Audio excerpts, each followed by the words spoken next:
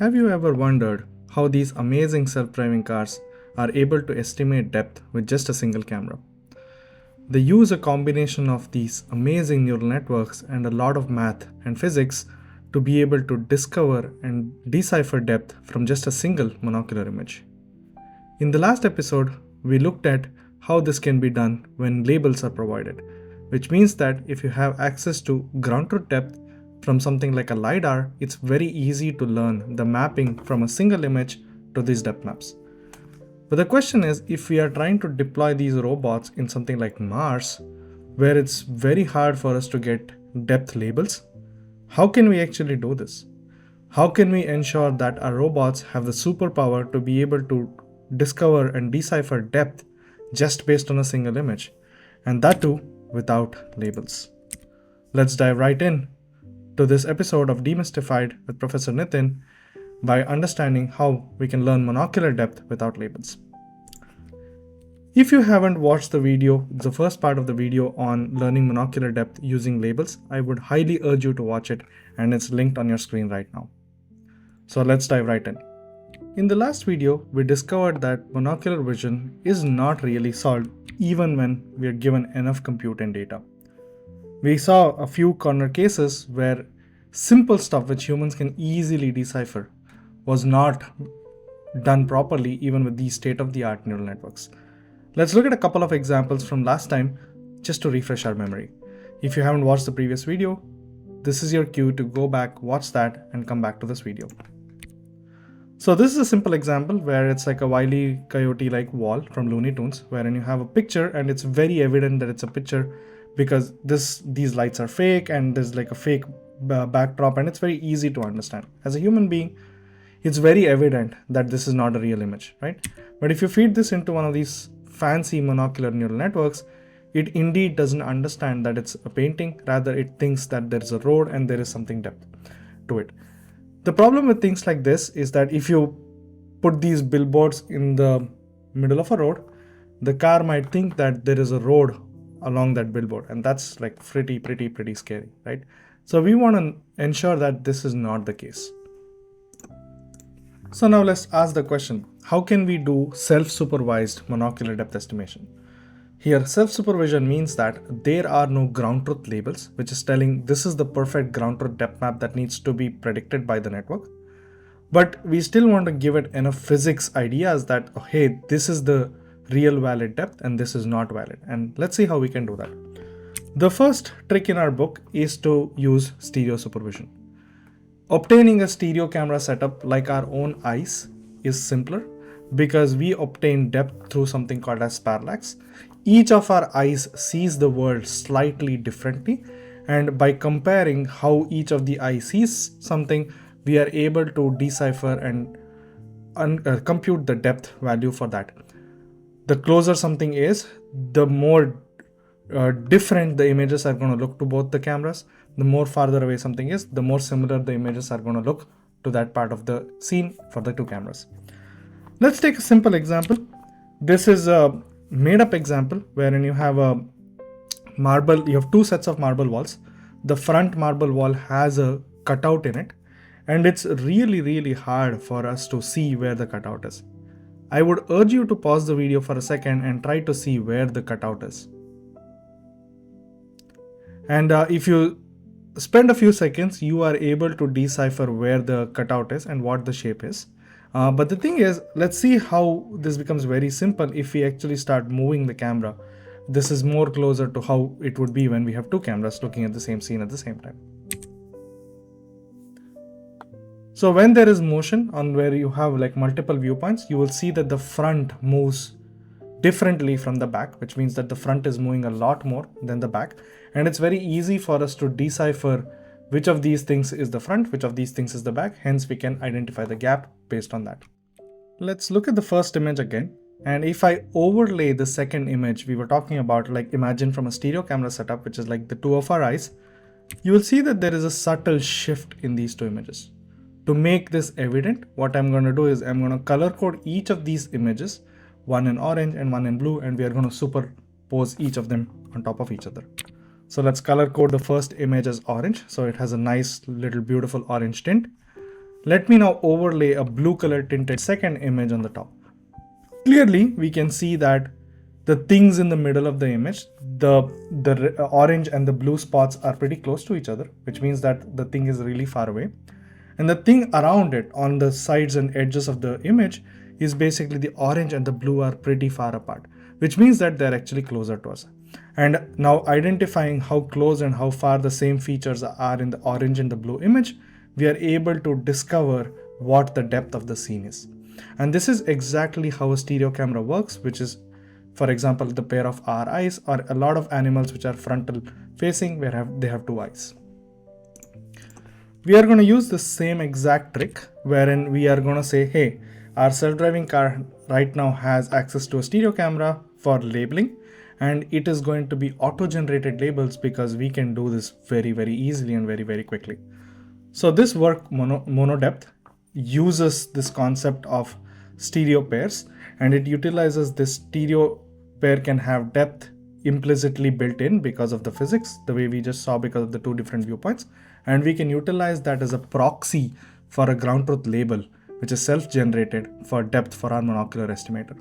Okay, so the idea is that you have a network and you have like this left and right images, and you are going to feed it through a network, and you're going to try to estimate something called as disparity, and you're going to basically now say, hey, this disparity is supposed to be equivalent to the depth I predict from the right image and the depth I predict from the left image, and these two have to be consistent with each other, and this is called the left and right consistency, as we will deep dive into that in a few seconds.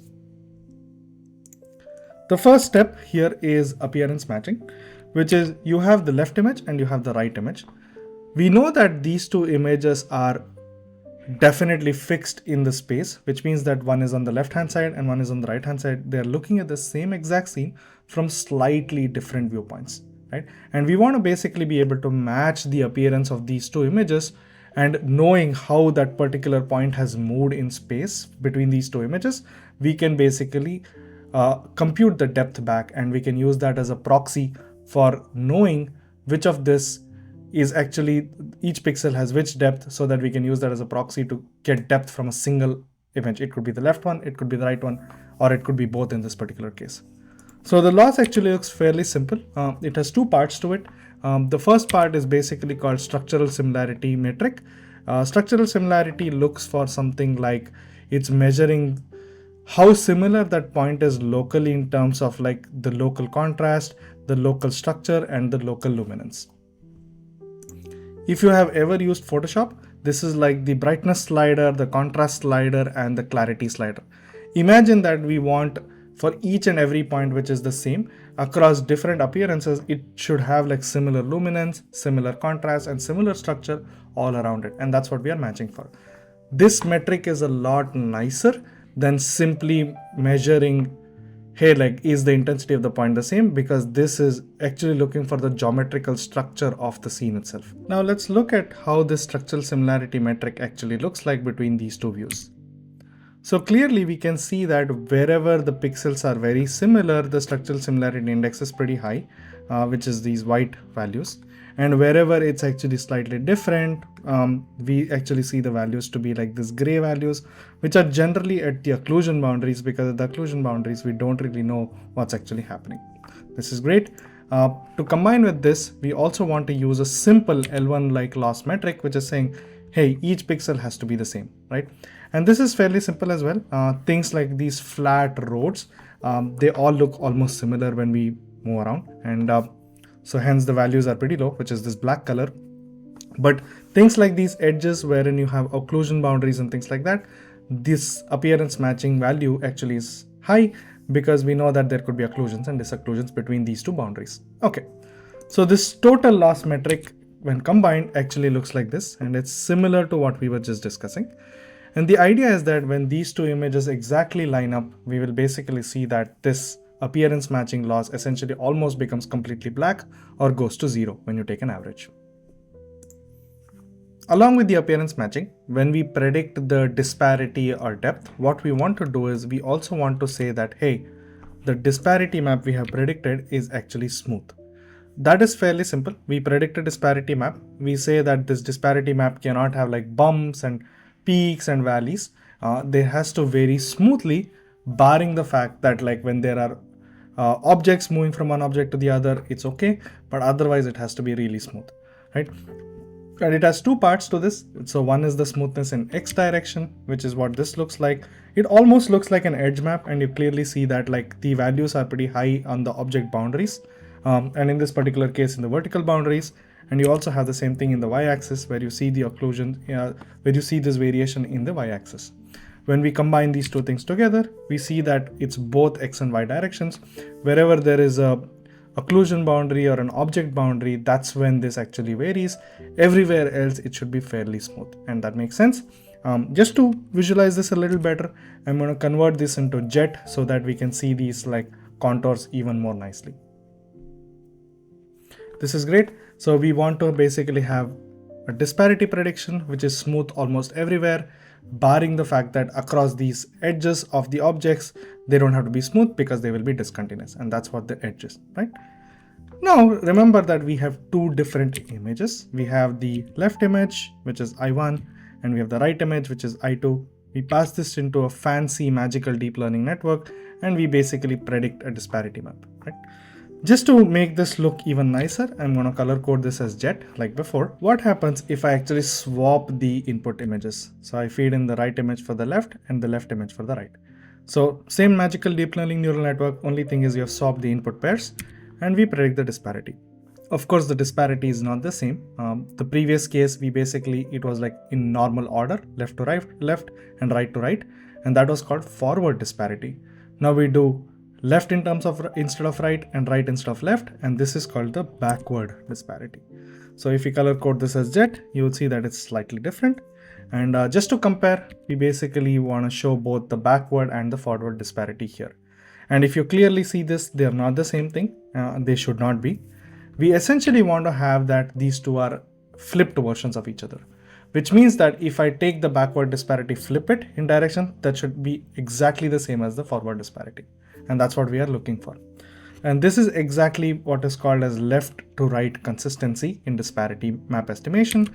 And we basically want to apply this as a loss as well.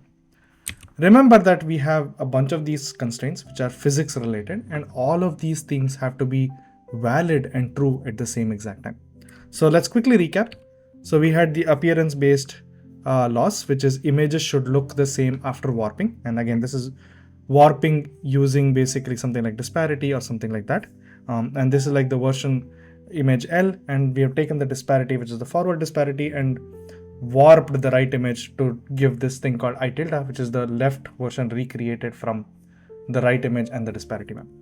The disparity should be smooth locally, barring the object boundaries. The disparity should be inverted when swapping images. That's what our left and right consistency is. And we want to enforce the fact that all of these things have to be valid at the exact same time. Remember that this is physics and these are physics constraints. It's not like one or the other. We want all of these things to be equally valid at the same time. And when we have this in a big loss function, the network essentially learns how to balance the values and predict correct things so that this actually happens. So this is done at the architecture level and the loss level.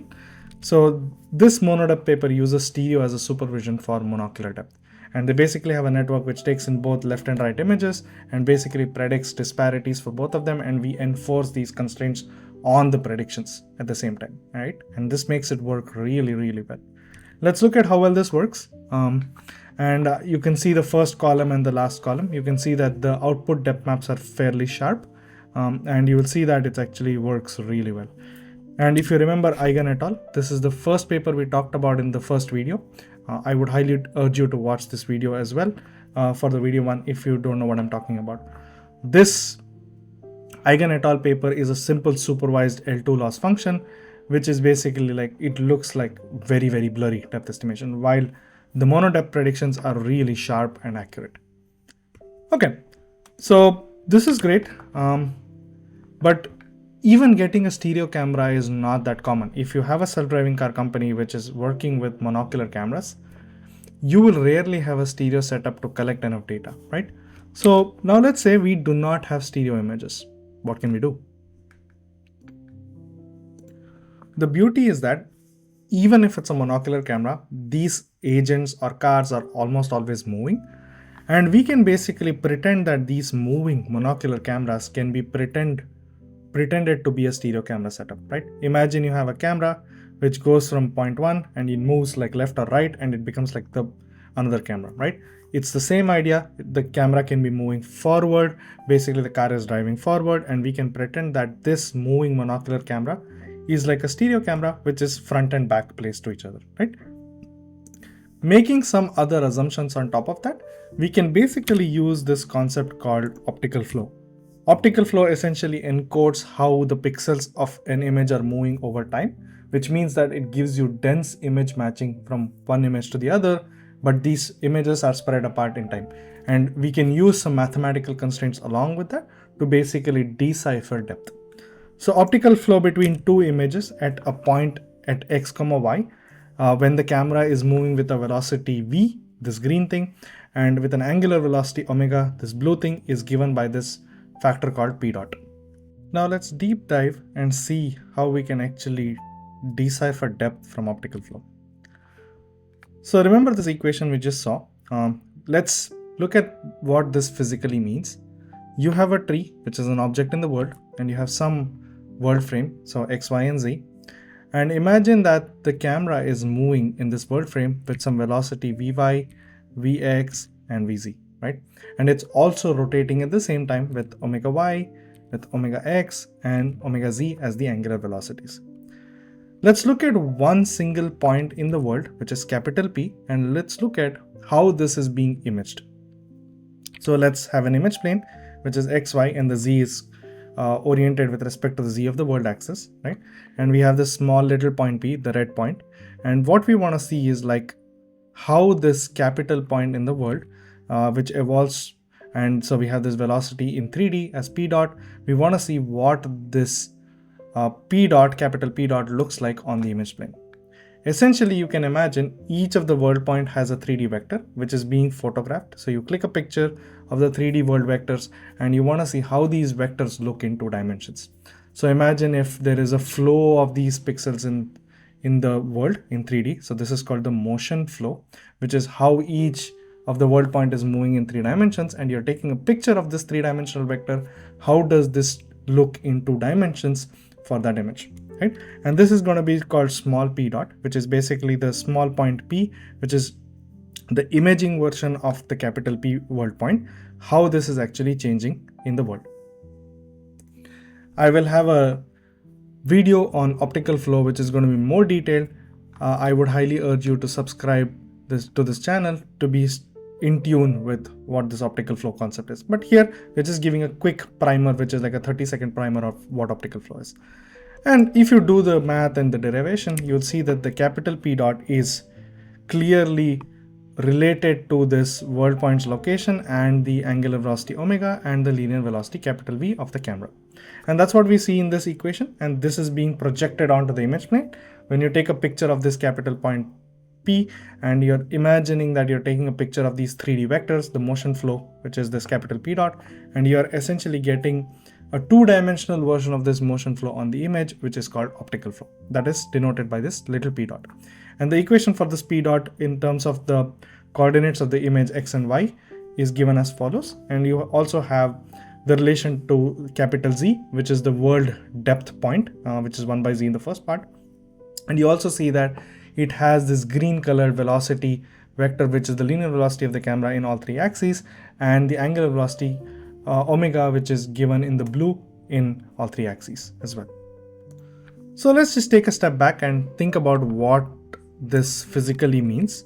So physically, optical flow is essentially just giving us the movement of pixels from one image to the other. Remember that this is in time, which means that if you're moving forward, it's telling you how the pixels are changing over time, so one image to other. So the question is, how do we actually get the depth Z? And what do we actually need to get that, right? Remember that in this equation, optical flow equation, we can get optical flow by matching image pixels, but we want to get Z. We have X and Y because they are just pixel coordinates. And we essentially also need to recover the pose of the camera or the velocity of the camera as it's moving. And this is both linear and angular velocity. The question is, how do we get this pose or velocities of the camera, v and omega? The simplest answer in this era, day and age, is that we will learn it. So if you go out and actually search for something like, hey, how do I recover pose from a network or an image, you will come across something like these papers, which are called PoseNet. But the thing is that it's not exactly the same thing. The idea here is that you give a single image, and this is trained on a particular data set, and it's trying to recover the pose of the camera with respect to some known prior map, right? In this particular case, it could be something like the King's College in London, could be the old hospital, the shop facade, or the St. Mary's Church in London, right?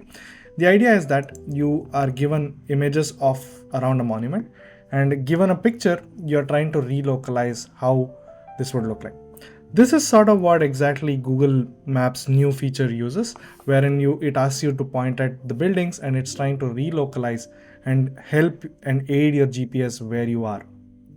So this is not exactly what we want, because we are not going to store the entire map of the world on our robot, which is tiny, right? So we can't really do this. This is relocalization, but it's still helpful to look at the loss function which they are using, right?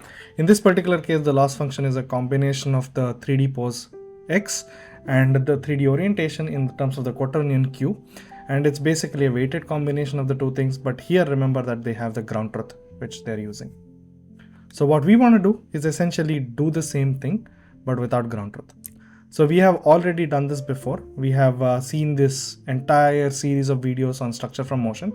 If you haven't watched these series, I would highly urge you to look at the playlist on structure from motion. It's going to be linked right here, and we are going to look at how structure from motion can essentially be learned using a neural network.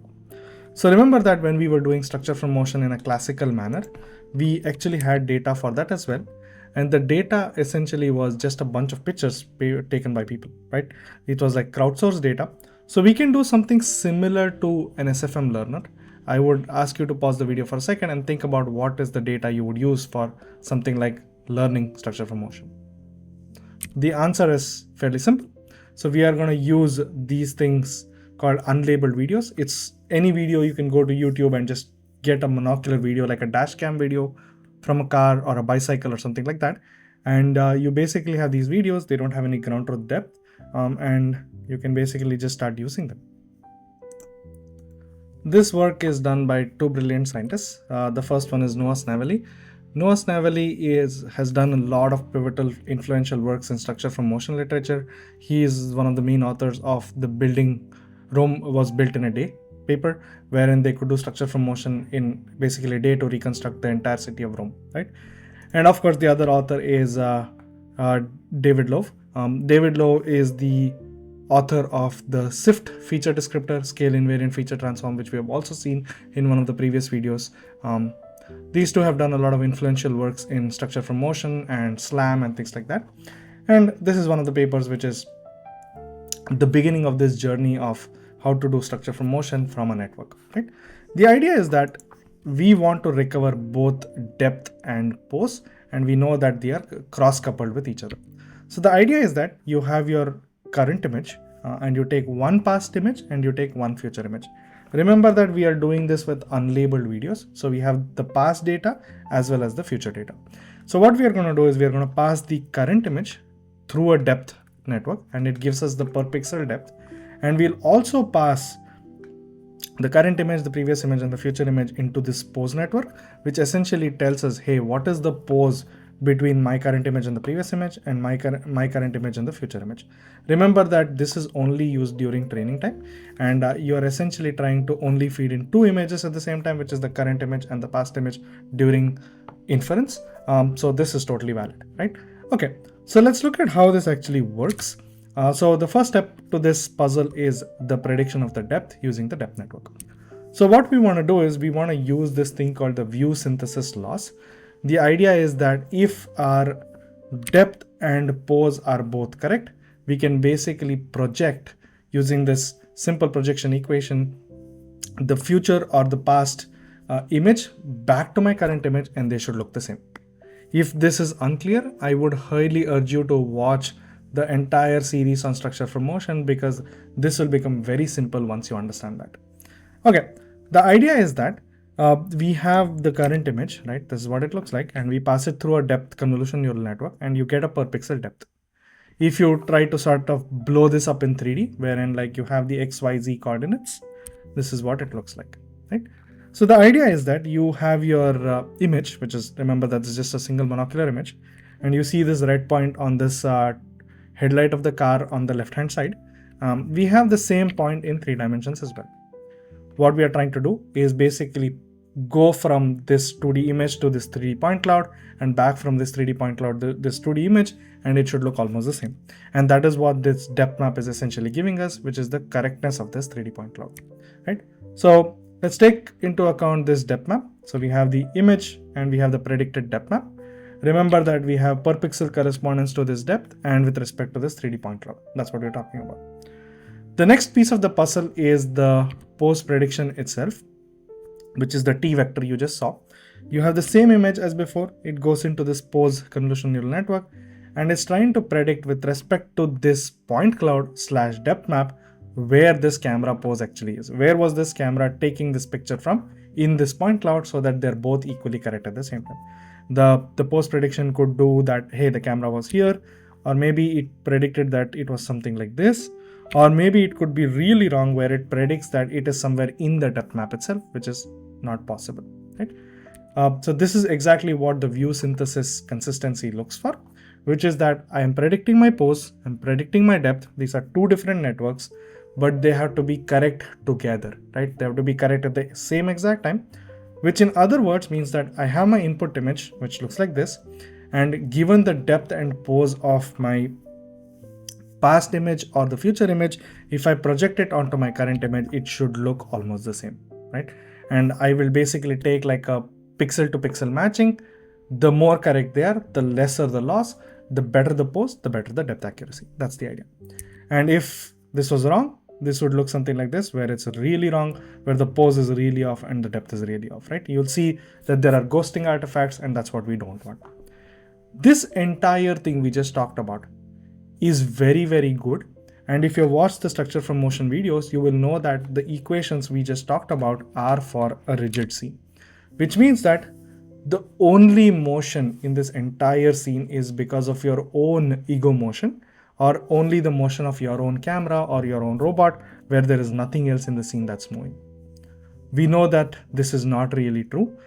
We are on a self-driving car scene on the road, where there are other cars moving, where there are pedestrians moving, and is that really good? That's a question we are going to ask. So the question is the scene really rigid, like we just asked? The answer is no. In a scene which is natural, and in a self-driving car scene, you have pedestrians which are moving around like this blue highlight, you have cars which are moving around like this green highlight, and maybe you have like these massive things like these buses and like which are also moving around, right? If we just take our rudimentary simple loss function like we talked about before, that the entire scene is rigid, this is going to fall apart fairly quickly in a realistic scenario, because we are trying to match all these point clouds for these moving objects as well. We are essentially forcing the network to say, hey, match the depth and match the pose for a scene which has a lot of moving objects. Assume that it's rigid, though it's not, right? And that's not really a good thing. So what we are going to do is we are going to supplement this with some more information. So we are going to modify our view synthesis loss, and we are going to multiply this with a new thing called E. We are going to look at that in a second. So what we are going to do here is something very simple.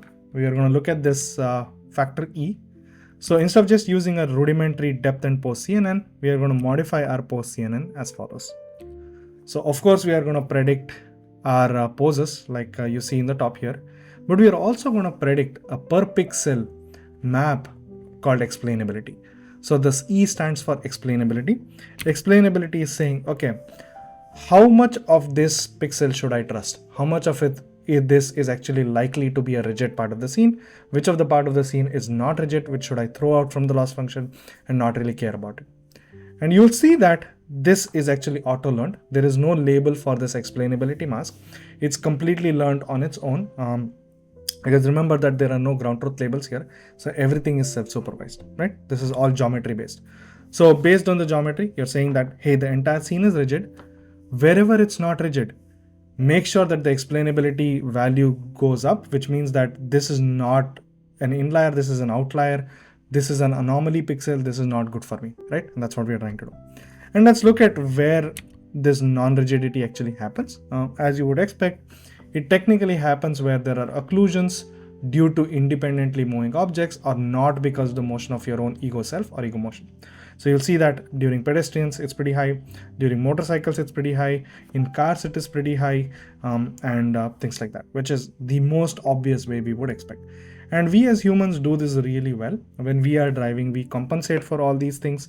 We say that, oh, human is moving on its own, the car is moving on its own, the motorcycle is moving on its own. So we are going to discount that when we are trying to estimate some version of rudimentary depth. Okay? This is great. So just to recap, the SfMLearner uses unlabeled videos as the data, and we basically have a depth and a pose CNN, where we say that we want to do view synthesis using pose and depth, which make up a rigid scene. But then we encountered very quickly that most of the scene is not really always rigid. So we want to utilize the fact that some part of the scene might not be rigid, and we want to learn this thing called the explainability mask, which tells us which part of the scene is actually rigid, which is not. So the non-rigid scene needs to be accounted for, and this is the independently moving object.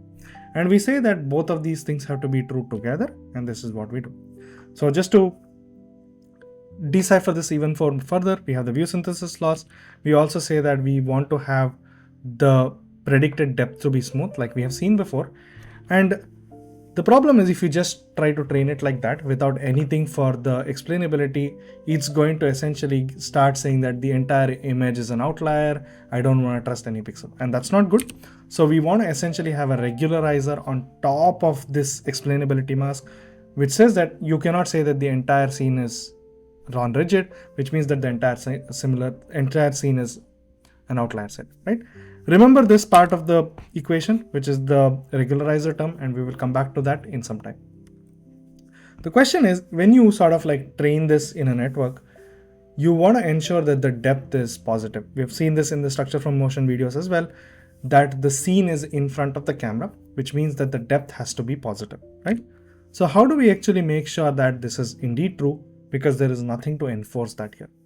So what we do is, at the last layer, we basically have a scale and a shift operator using the sigmoid function, which essentially fakes and makes sure and ensures that depth is always truly positive. Now the next question is, okay, like this is great, but like how do we know what is the actual scale of Z? Is the Z in meters? Is it in feet? Is it in millimeters? Is it in centimeters? How do we know that? Let's say we want to do this just for evaluation, wherein like, okay, like we have a depth prediction from a network 1, which gives me some depth. We have a net depth prediction from a network 2, and we want to see which of this is actually more correct, right? The answer is you do not get this, right? And this is one of the biggest problems of monocular depth estimation, where you actually do not get depth. In the previous video, we saw a few which give us metric depth, but most of these unsupervised methods do not give us metric depth because they have nothing for them to know what the metric value will be. So they are relatively correct, but they don't know the absolute values. So how do you evaluate? What do you do? The answer is fairly simple. You basically look for multiple scales and you align for the scale which gives you the best error or the lowest error, and you just evaluate. And that's like a very standard practice in this field. So you need to take these results with a grain of salt, because a lot of the times the scale could be completely off, and as you like run this over images, you will get a scale 1 for image 1, you might get a completely different scale for image 2. So when you try to deploy this on a robot, this might be really painful and really hard for us to do if you want to do some metric things. Then let's look at some of the outputs of this SfMLearner pipeline. So I would urge you to look at the third column and the last column. The third column is the first supervised learning approach we saw before, Ajna et al. The results are like very blurry and not great, but look at the last column of the SfMLearner. It's a lot sharper. It's still not extremely sharp as the previous case we saw, because that had more geometrical cues with the stereo depth prediction. But this is fairly good. It's one of the first works which use just a single monocular camera and completely unsupervised, no labels to make this work. Right?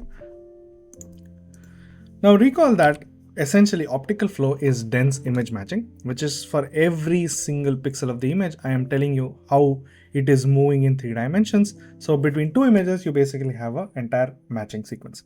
So this is image 1, and going forward in time, this is what the image 2 looks like. If I overlay both of these images together, this is what it looks like. And if you look at the same features in both the images, you are able to decipher which is what, right? And that vector is essentially optical flow.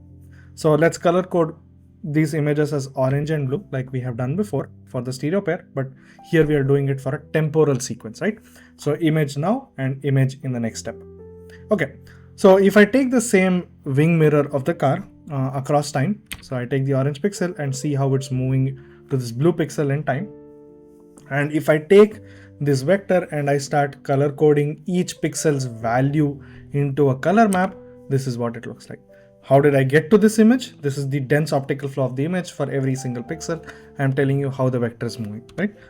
So the way I get this entire 2-dimensional map of optical flow, which is like a dense optical flow for every single pixel where color represents the value of the flow, is I take those vectors for each and every single pixel. I take each of those vectors, I put it on this color wheel, right? I'm going to put it in the center, and this includes the direction and the magnitude. And wherever it sort of the head of the arrow ends, that's going to be my color value. And this is called a color map representation of optical flow. Essentially, similar optical flow has similar color. That's all there is to it, right? And as the saturation and the intensity of the color increases, that's basically higher magnitude of flow. And the hue of the color essentially gives me the direction of the flow. So what we can do now is, remember that optical flow is essentially like a mapping of every single pixel from image 1 to image 2, time to t+1. So what we can do essentially is use this information to warp one of the image to the other image. So let's try to do that. So we have one of the images, we have the dense optical flow for this, and I can use these like magnitudes to essentially warp this image, right? And this image essentially should look like the other image. That's the trick here, right? So to check if our thing is correct, what we will do is we'll take the warped image and we will take the original other image, and we want to basically look for the correctness between the two by taking a difference or some portion of that. We have seen how to do the image matching before. So we're going to use the same tricks in the book. So the first one is structural similarity metric, which we are seeing here. And then we use a simple L1 loss, right? We are seeing where the L1 loss is high. And then we combine both of these things together like we have seen before. And we are going to say, hey, how good is my warping? How good is my prediction of the optical flow? So let's directly learn this optical flow like we've done before. So take the structure from motion SfMLearner from before, so which assumes that the scene is rigid. So you compute this thing called the rigid flow, right? And then what we will do is we will take this, we will refine this flow further to actually get the better version of optical flow in a coarse to fine sort of manner. So the first part of the scene is exactly the same as the rigid, it's the rigid scene reconstructor, which is the SfMLearner. The second part is refining of the flow from coarse to fine using the non-rigid motion localizer. That's it. So we're doing pose and camera motion and depth. So then we take that, we feed this into something called a residual flow network, which essentially gives us the flow. And we do this basically for like both in terms of forward and backward, which is the idea is that you go from image 1 to image 2, which is time t to t+1, and then you also go backward, which is t+1 to t. Remember in SfMLearner, we were doing both forward and backward in time, and it's using 3 images. We are doing the same thing here, just 2 images. So let's quickly recap. We are using all the tools in our quiver. The first one is that we have rigid depth and pose projection from SfMLearner. We have flow is image matching, so from the previous paper like MonoDepth. And what we will do is we know that the depth has to be smooth, which means that the depth cannot vary randomly, and it only varies when it goes from one object to the other, right? And this is great. And the variation is not spiky. That's what we mean here. And we also want to know that the forward and the backward flow has to be consistent, which means that they have to be inverse of each other, just like we have seen with disparity. And just like the trick before, all of these things have to be valid at the exact same time.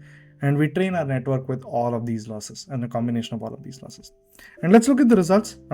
So when we compare it with Ajna et al., which is the first paper we saw, Zhou et al., which is basically the paper from SfMLearner, and the last one, which is GeoNet, we see that this works really, really well, right?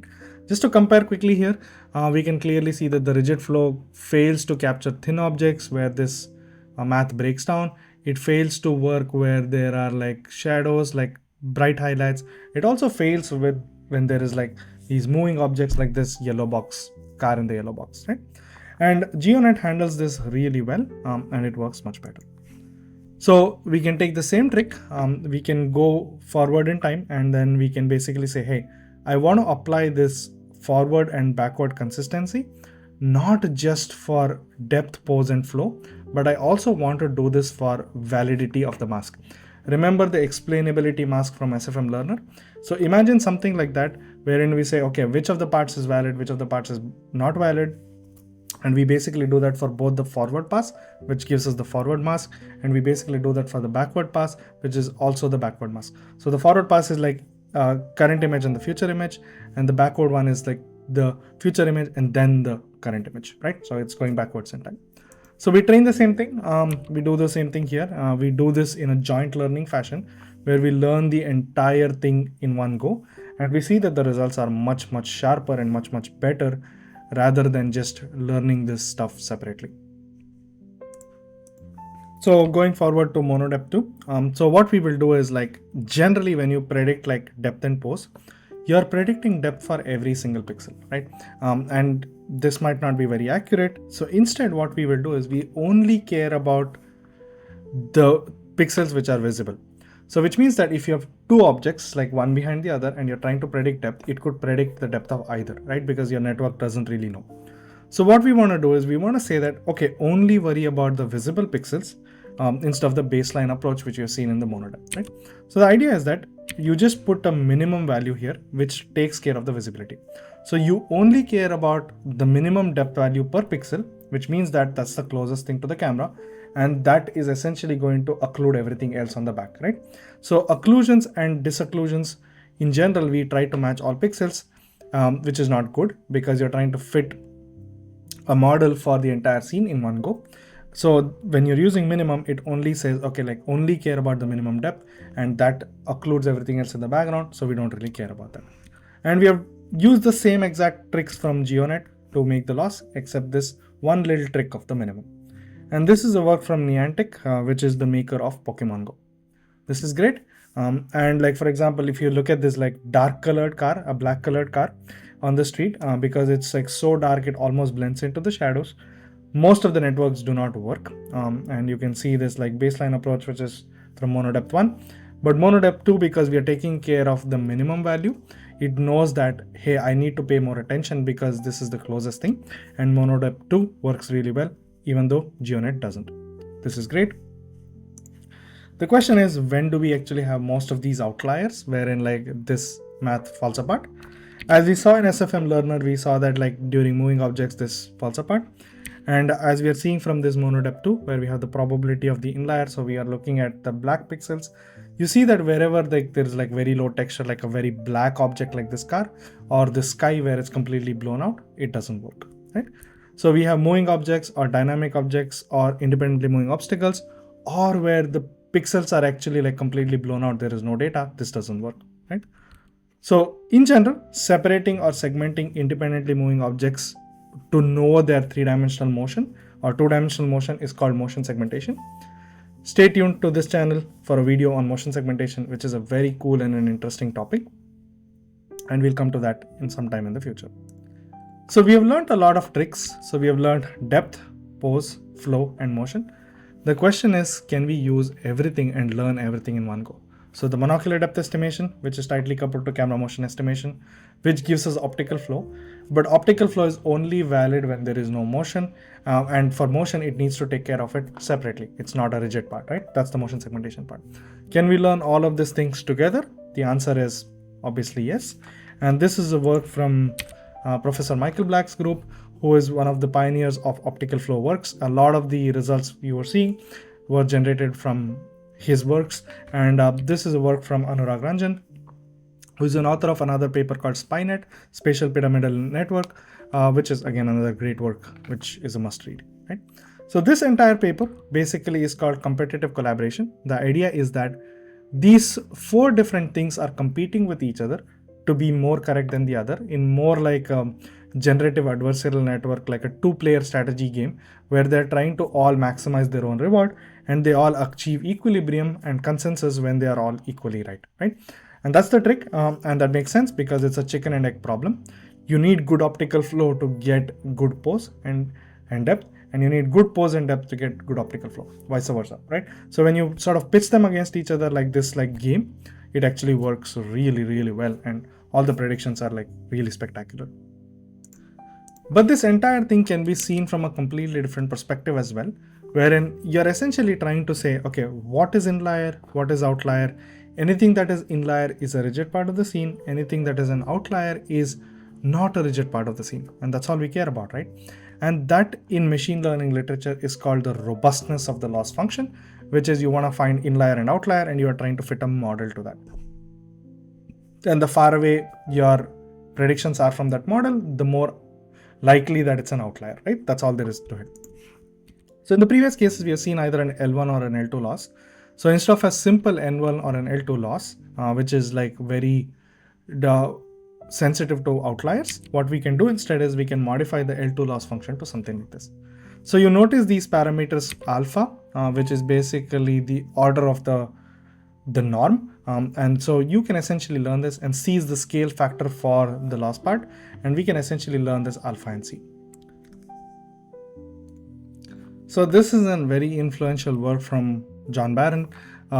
John was at Google when he wrote this paper, and he's one of the pioneers behind the Pixel team. So a lot of the functions in the Pixel photography pipeline were based on his group. Currently, he is at Google DeepMind, and he has done some very influential works using neural radiance fields or NeRFs. Stay tuned for a video on that in the future as well. And this is one of the works which is very different to his normal work, which is just coming up with a loss function. But indeed, it's a really cool. So let's look at what this function actually gives us. Remember that in the previous cases, all we have been talking about is you have a single monocular image, and then you feed this into a fancy magical deep learning network, and you're trying to basically get a depth map, which is per pixel depth map at the end of the day, right? So let's look at how using this loss function from John Barron actually helps us, which is the robustness function. Okay. A word of caution, these are just illustrative examples only, and these output of these like loss functions will change as the network is being trained, right? Remember that our loss function is this, where we have predictions of alpha and C, and we are showing everything as a color jet map where we have like the blue color is low and the red color is high, so it's a jet color map, right? Okay, so this is what alpha looks like. Essentially what we are trying to say is alpha is telling how aggressively should I penalize the errors here, which is like the robustness function if you want to think about it, right? It's robustness to outliers, and that's what we are seeing here. And C is essentially saying how noisy or unreliable is this pixel, right? So the fundamental ideology here is that as alpha increases, it becomes like more like L2 loss, and it trusts more and more. It's like, oh yeah, I care about this and I know this will work. As C increases, it weighs down that pixel because it thinks that it's an outlier, right? So the idea is that we want to be precise where I trust the model, but we also want to be forgiving where the physics breaks. So the model are like simple, like rigid model is going to be very accurate when the scene is rigid, but it's going to be forgiving, which is like it's going to weigh down these pixels where the physics breaks. And that's what we are trying to do here. When we combine these two things, this is what the entire loss function looks like, which is great. Awesome. So this brings me to one of our works, which is very dear and near to my heart. This got us to the cover of Science Robotics journal. The idea was that we wanted to know when depth is unsure. So we knew that the depth would be unsure when there is motion blur, when there are shiny objects, when there are blown out areas like super high contrast areas, right? Our loss function was very simple. We would say that you take any loss function you already have, any of the things you've seen in the previous papers, this F function is that big loss function, and you couple that with this thing, which is like this green thing, which looks like a gamma, and this is basically the uncertainty measure. And when you retrain the network with this loss function and you also predict this per pixel uncertainty, we would basically know that we can utilize this uncertainty as a measure of self-regularization of overfitting, right? So we used this thing called epsilon for showing uncertainty. I want you to pause the video for a second and think about why we use this symbol for measuring uncertainty. Why was it not sigma or something like that? The answer is fairly simple. Sigma refers to standard deviation for a Gaussian distribution. We could model any arbitrary distribution and it would indeed work, right? I would highly urge you to read this paper. It's a very beautiful paper which took a lot of effort for us to write. It took us about over 2.5 years of work to come up with this paper. The final answer is surprisingly elegant and very simple. And we saw that any of the papers in the last 15 years would conform to this equation. So that's why we really like this paper a lot. So we use this not just because it stands for U for uncertainty, which is the epsilon character in Greek, but it also resembled to I have no idea emoji. And so that is why we used it. It's just a fun fact. And let's go back to this SfMLearner equation. Remember that we looked at this regularizer term. This regularizer term exactly conforms to the equation on the top, which is basically what we talked about in Ajna, right? And the word Ajna comes from Hindu mythology, where Lord Shiva has this third eye, which is the eye of wisdom. So knowing what you don't know is wisdom, and that's why we basically call this Ajna. Okay, and if you look at this for a scene like this, where you have like a moving object, you would see that on A7, you could see the uncertainty like brightly highlighting that this is a moving object and you should not use this in your predictions. If you look at A5, which is the Intel Midas from the previous cases, the depth prediction is really bad at that scenario. But if you had the regularizer from our uncertainty, it would work much better. Great. And this brings me to a real product, which is like this Tesla self-driving car, where you have a bunch of these cameras. You can see on the bottom left of the screen here, we have so many cameras, and a lot of these cameras actually do not have common overlapping fields of view. The overlapping fields of view are fairly small. So the stereo depth estimation is actually fairly small. Most of this is actually doing monocular vision, right? This brings me to an awesome video from Mark Rober, which actually tells us like how you can fool these Tesla self-driving cars. And accelerated the Tesla up to the 40 miles an hour. And as the wall crept closer and closer without moving an inch, holy crap. The question was if the Tesla would detect it in time to step on the brakes. And it turned out, holy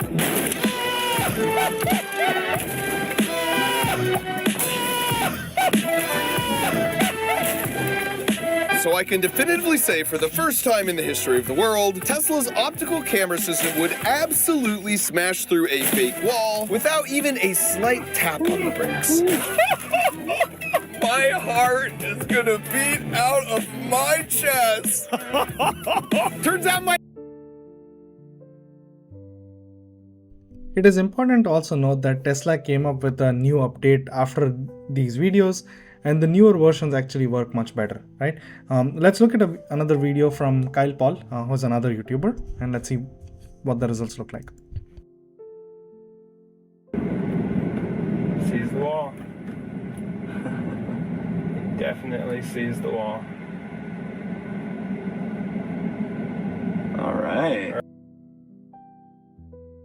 So slight variations in these image quality, slight variations in this intensity might actually make this fail.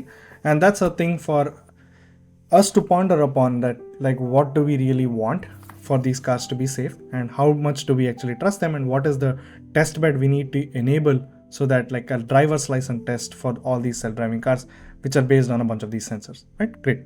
Awesome. It's also another food for thought, like who is at fault when an accident happens in a self-driving car. That's another thing for us to think about. So just to quickly recap, why aren't supervised monocular depth approaches sufficient? Why can't we just rely on supervised depth approaches? Like we saw in the previous video, why do we need self-supervised approaches? What data can we use to get these self-supervised monocular depth estimation approaches? What are the common losses used to self-supervised monocular depth?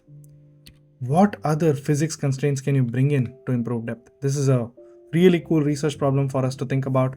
And do unsupervised models actually perform better in low data regime, which means that you have very little training data? Does this actually work better, or is this actually worse than a supervised approach? Do unsupervised models generalize better to zero shot or unseen environments than a supervised approach? That's another question is for us to think about as well.